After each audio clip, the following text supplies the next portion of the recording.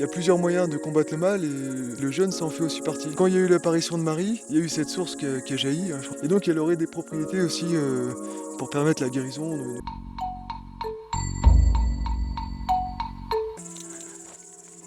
Alors là, on va interviewer notre ami Damien au sujet d'une diète qu'il est en train de faire. Donc, Bah salut Étienne. Ouais, donc en fait là pour donner un petit peu de contexte, bah, là je suis en jeûne là on va dire, donc jeûne à l'eau. Et en fait mon but c'est de faire 3 jours en fait, 72 heures. Donc bah, actuellement là on est au sanctuaire de la Salette, donc c'est pour ça qu'on entend les cloches. Là c'est un lieu qui est magnifique à la montagne. Et donc voilà, moi je trouvais que c'était propice un peu à ce genre de choses. et du coup, Damien, pourquoi est-ce que tu fais un jeûne? Quelles sont les raisons? Alors c'est une question intéressante. Euh, En fait voilà, il y a plusieurs raisons. Bah déjà il y en a une qui est très pratique, hein, c'est simplement bah, je pense que c'était le moment idéal. Parce que là on est en famille, on est en vacances, donc il n'y a pas de contraintes, on peut se reposer autant qu'on veut. Euh, et puis en plus, voilà, moi d'habitude j'ai un régime un peu compliqué, vegan, sans gluten, tout ça. Et là, bah, vu qu'on est en déplacement, enfin, les gens mangent sur place, avec les menus, voilà, des menus imposés. Donc moi je pense que c'était aussi pour décharger, voilà, le groupe avec qui je suis, ça fait une charge en moins. Voilà, donc il y a cette raison-là. Après, je dirais qu'il y a une raison aussi spirituelle, parce que là, on visite des sanctuaires, voilà, la Salette, et puis demain Notre-Dame-du-Lot. Et, euh, et donc, c'est aussi une manière, voilà, une petite privation. On va dire que dans la chrétienté, il y a plusieurs moyens de combattre le mal, et notamment la prière, mais le jeûne, ça en fait aussi partie. Voilà, faut savoir, il y a aussi lire la Bible, etc. Mais le jeûne, ça peut être un moyen aussi d'éloigner ça. Donc là, je parle le mal dans le monde. Voilà. Et aussi, je dirais, il y a d'autres raisons plus personnelles après. Euh, alors on va dire bah, psychologique, ça peut aussi être un moyen voilà, de peut-être retrouver un peu de clarté dans sa tête. Voilà. Quand on cogite à fond, voilà, le jeûne, ça permet d'apaiser un petit peu tout ça. Donc là en ce moment je suis en recherche d'emploi, voilà, donc pour moi c'est utile.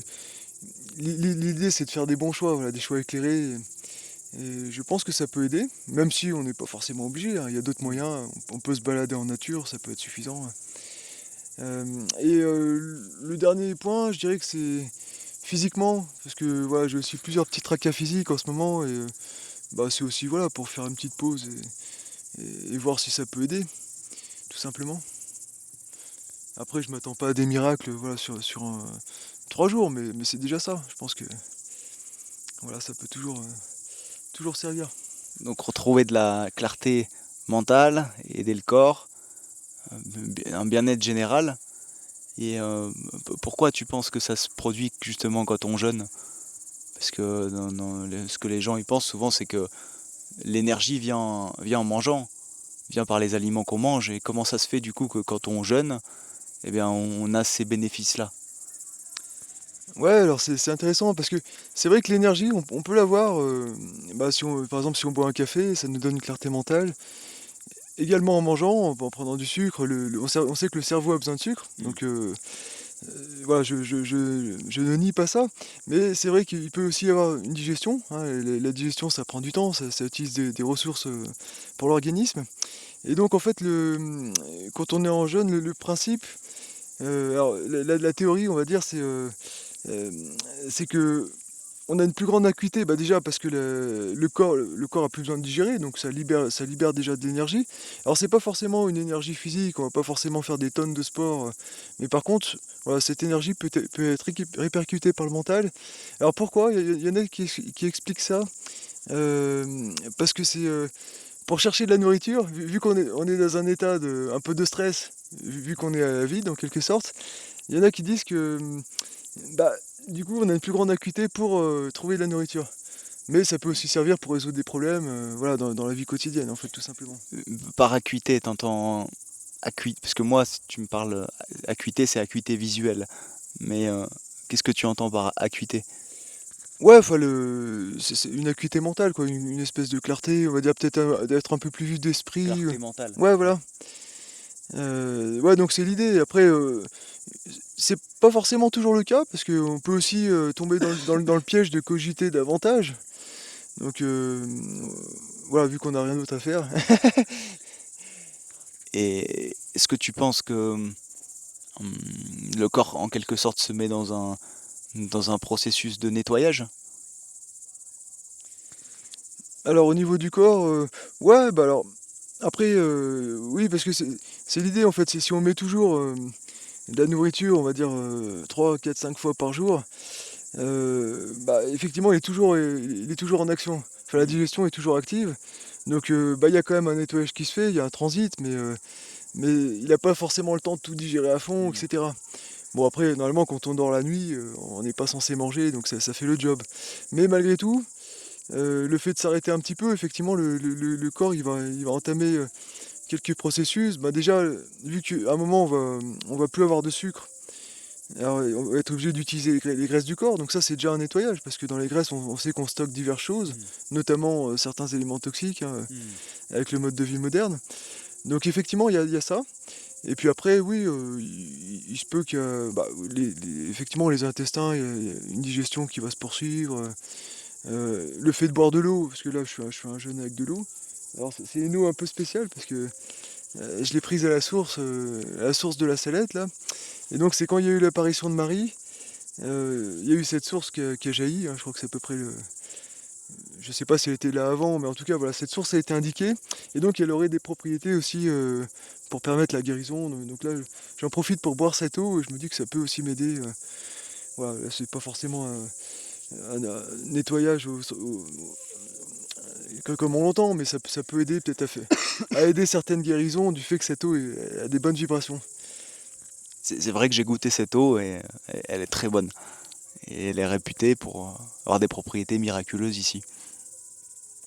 Et pour en revenir au jeûne, pourquoi 3 jours et pas plus? Quelle période penses-tu que ce soit optimal pour jeûner?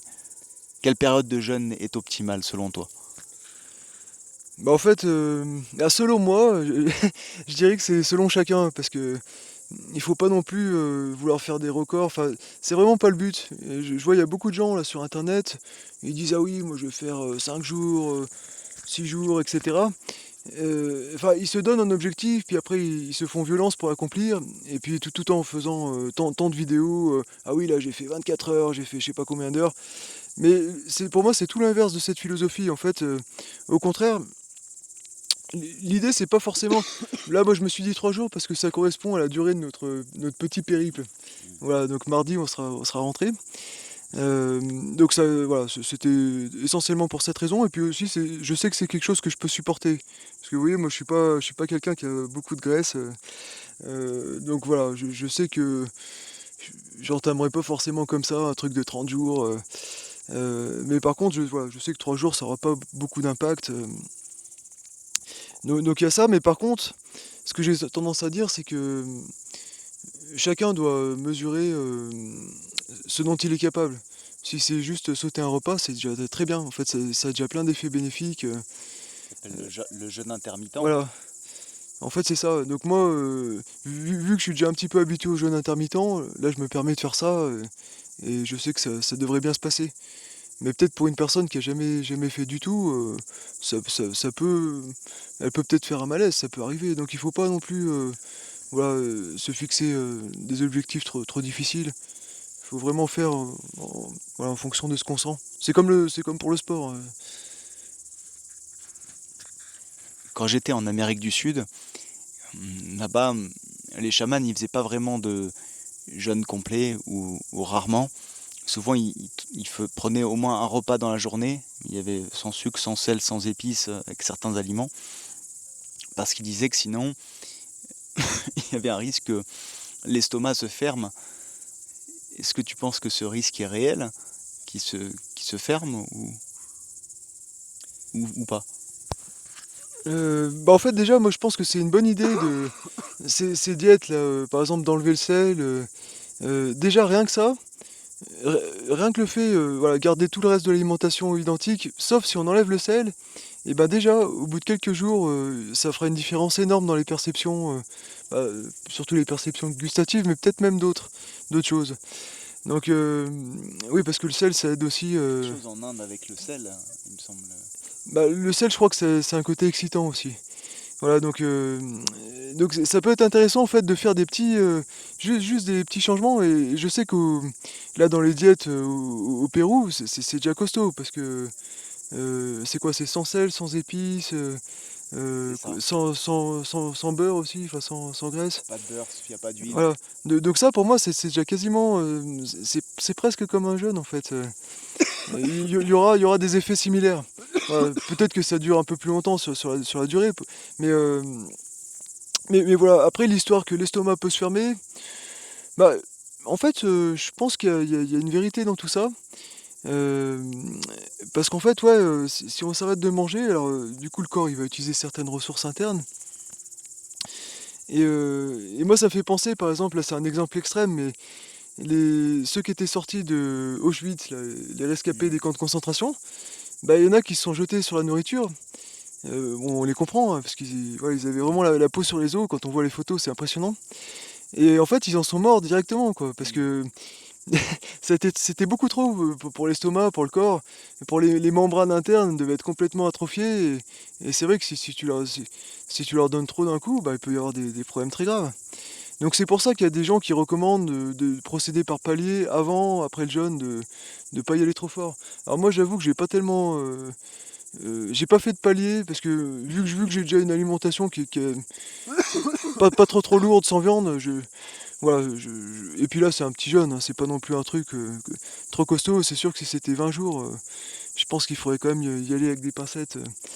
Mais je pense que ouais, pour moi ils ont pas tout à fait tort. Le corps il rentre dans un régime un peu différent. Il va y avoir une atrophie des organes internes, donc c'est logique.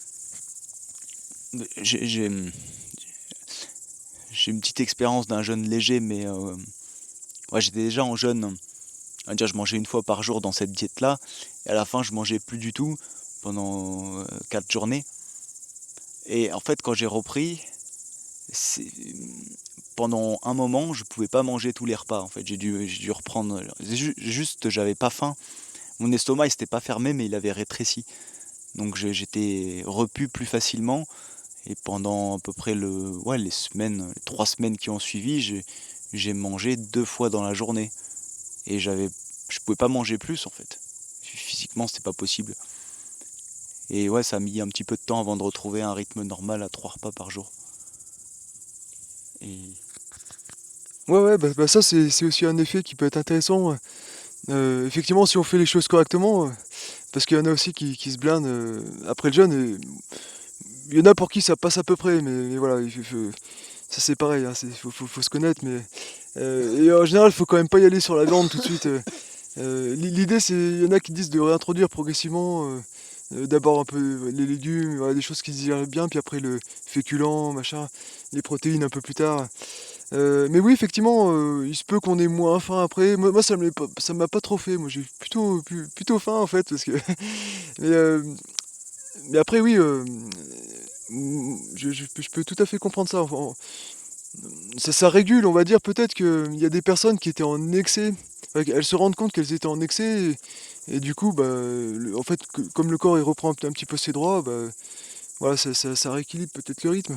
Mais après, je pense que c'est bien aussi de voir quand on reprend l'alimentation, et après on va dire son mode de vie bien actif, et ben de voir après effectivement ce qu'on a réellement besoin, parce que ça dépend si on est en semi-repos après le jeûne ou alors si on a repris à fond.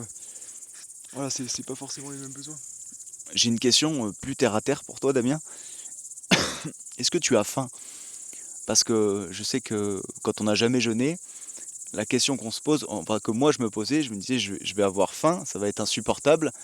Et j'avais très peur aussi de perdre beaucoup de poids. Parce que moi je suis quelqu'un qui prend du poids difficilement et je me disais ben voilà, je vais perdre mes gains à la salle de sport, je vais avoir faim tout le temps et ça va être un enfer. Et quel est ton ressenti par rapport à ça? Si tu peux nous expliquer un peu. Oui, alors par rapport à la faim, alors en fait, il faut savoir que c'est très variable selon les personnes. Ça va dépendre en fait de ton régime alimentaire de base. et de la flore intestinale, voilà, globalement c'est ça. Donc il y a des gens pour qui ça peut vraiment être une sensation désagréable, il faut absolument, voilà, qu'elle mange 3 fois par jour, mais en fait ça c'est pas forcément la vraie faim, voilà. Hmm. C'est plus une impulsion, hem, ou alors l'estomac qui se rétrécit un petit peu et puis voilà, La c'est vraie aussi faim et la fausse faim. c'est aussi culturel, voilà, il y a un côté culturel à ça, voilà, le fait d'avoir des horaires réguliers. Après, moi c'est vrai que oui, j'ai ressenti une petite faim, des fois quand on a une baisse d'énergie, machin, des fois on peut ressentir un peu la faim, mais c'est pas forcément quelque chose de hyper désagréable. Bah, c'est juste que voilà, l'estomac, comme tu dis, qui se rétrécit. Ouais. Heu, Après, moi ce que je considère plutôt la faim, enfin la vraie faim, c'est plus, ouais, quand on se met à être dans un état un peu irritable, quand on a, ouais, trop peu d'énergie, par exemple, on n'a plus envie de rien faire, enfin, tu vois, on peut plus faire du sport. Moi j'y vois plus comme un truc global, où on se sent pas dans un état, dans un bon état, c'est plus de la souffrance après. Et une autre question après la faim, est-ce que tu te sens plus fatigué que d'habitude? Actuellement, bah là je me sens, assez bien en fait. Bah, c'est un petit peu biaisé parce que j'ai pas très bien dormi les 2 nuits précédentes, donc je ressens une forme de fatigue, mais je pense pas que ce soit dû au jeûne. Voilà, surtout que là ça fait que un jour, donc normalement, voilà, c'est pas quelque chose, voilà, on va dire qu'on a encore des réserves au bout d'un jour normalement, et même le glycogène, on n'est pas forcément passé en cétose au bout de cette période-là. Mais sinon, non, là actuellement, je me sens à peu près bien. Mais c'est sûr que je ferais peut-être pas un gros entraînement de sport hyper intense. Hmm. Concernant la fatigue, on peut penser qu'on va être fatigué pendant un jeûne et souvent, vu qu'il n'y a pas de digestion, et souvent aussi le rythme de vie qui est plus doux, euh, on a plus d'énergie en fait au bout du deuxième jour. Est-ce que ça t'a déjà fait une expérience comme ça, Damien, d'avoir alors est-ce que c'est une illusion d'avoir plus d'énergie, mais en fait c'est beaucoup plus de clarté mentale? Qu'est-ce que t'en penses? Ouais, ouais. Donc effectivement, déjà, en principe, on dort moins. Parce que voilà, il y a plus la digestion, donc déjà ça enlève ce truc-là. Mais ça dépend. On peut aussi dormir beaucoup si on a besoin de récupérer. Mais c'est vrai que normalement, ça réduit un petit peu la nuit déjà. Et en principe, on se sent un petit peu plus en forme le matin. Enfin, en tout cas, moi, ça me l'a déjà fait ce truc-là. Sans boire de café, on peut se sentir un peu mieux. Après, c'est vrai que moi, je pense qu'il y a un aspect. Il y a aussi une espèce d'illusion avec tout ça. On peut croire qu'on a beaucoup d'énergie, alors qu'en fait, c'est surtout mental. Ça, je pense, parce que moi, pour avoir fait aussi des fois tenter un petit peu de sport, en fait, on voit que c'est pas la même performance. Enfin, il y a, Hmm. voilà. Mais je suis assez d'accord, voilà, ça libère aussi. Donc on peut se sentir un peu mieux, plus fluide. Voilà, il y a ce côté-là qui est assez grisant. Mais ça, c'est aussi le fait qu'on soit en cétose là. Alors il y a des gens en fait qui ne font pas de jeûne, mais qui font un régime cétogène là, ou un peu style paléo, avec beaucoup de protéines, quasi pas de sucre. Et ça met aussi dans cet état-là. Alors moi je connais pas vraiment, mais je crois que c'est un état un peu similaire. Voilà, donc avec cet effet-là de clarté aussi. Et puis là, pour le coup, peut-être une efficacité physique, parce que là, si les corps cétoniques sont donnés par l'alimentation, il y a plus de problème. Et par rapport aux nuits, est-ce que pour quelqu'un qui dort pas bien, qui fait un peu des cauchemars, est-ce que ça pourrait régler ces problèmes-là de jeûner ou est-ce que ça a un impact sur la nuit, mais plutôt sur le côté des rêves? Quelle est ton expérience, ton ressenti là-dessus? Bah, au début, moi, je me disais que ça améliorait forcément les rêves, ce qui est assez vrai, parce que le fait de... On sait qu'il y a des cauchemars qui sont déclenchés par une mauvaise digestion. Ça, je l'ai vécu, hein, je pense que tout le monde a vécu. Ce qui peut donner des fois des bouffées de chaleur, ce genre de choses. Ou alors le foie, des fois qui engourdit, ça fait des sueurs nocturnes, des choses comme ça. Donc voilà, le fait d'enlever ça peut aider. Mais moi j'ai aussi eu des phases où, par exemple, voilà, j'avais jeûné un jour et en fait, la nuit derrière a été, j'ai aussi eu des cauchemars. Donc ça peut être aussi des moments de libération. Euh, voilà, donc je pense pas qu'il y ait une loi universelle derrière tout ça, mais malgré tout, ça peut aider, on va dire, pour l'interprétation après qu'il y a derrière. On en revient toujours à la clarté. Voilà, ce sera peut-être moins violent, il y aura peut-être plus de détails, voilà, peut-être qui vont nous aider. Donc je pense que ça joue. C'est comme les personnes qui vont faire de la méditation, ça peut les aider. Mais après, je pense que c'est pas forcément nécessaire. Par exemple, les personnes qui font les retraites Vipassana là, en Inde, par exemple, ou en France, ça existe aussi. Bah, je crois qu'elles font des repas, mais c'est des repas bien calibrés voilà, pour favoriser la méditation. Je pense que ce qui est surtout délétère, c'est la malbouffe, hein, voilà. Mais après, comme là, les repas, je pense que les repas qui sont servis dans le sanctuaire sont assez simples. Et je pense qu'on peut aussi faire voilà, des rêves intuitifs. On n'est pas obligé de faire des diètes extrêmes. Ben, je crois qu'on a fait le tour pour ce soir. Tu vas me dire ce que t'en penses, Damien. Ouais, bah en tout cas, merci pour cette interview. Et puis, on verra pour la suite demain, là, pour le deuxième jour. L'épisode 2. Voilà. Allez, bah bonne journée, bonne soirée à vous. Ça dépend à l'heure où vous nous écoutez. Puis à la prochaine. Allez, bah ciao.